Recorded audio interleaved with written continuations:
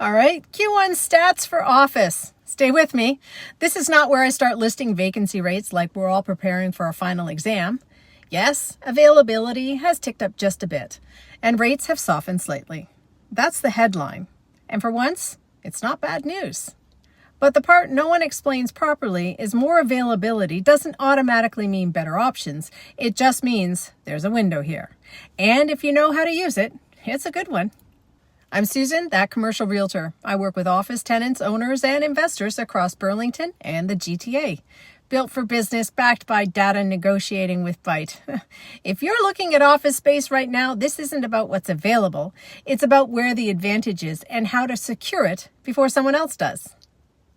What are the numbers really saying? Yes, availability is up, not dramatically, but enough to create options that weren't there before.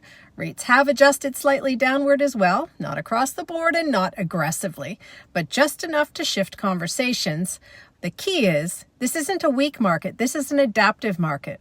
The proactive landlords, especially in Class A, they're not waiting, they're structuring deals. They're protecting occupancy and they're moving space.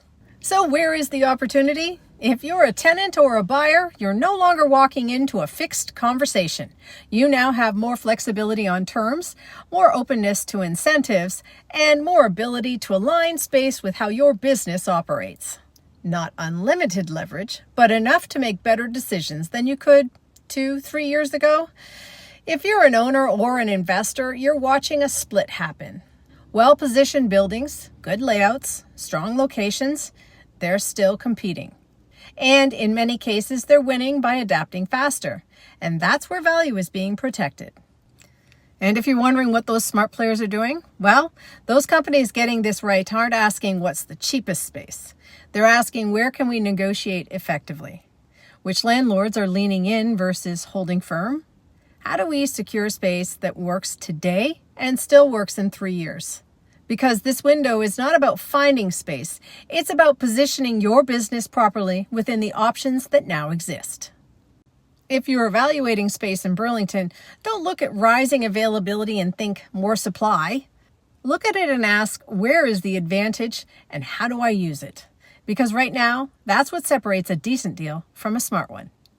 Follow along if you want to understand how to use shifts like this to your advantage before that window tightens again. And if you're curious, I did go over industrial last week.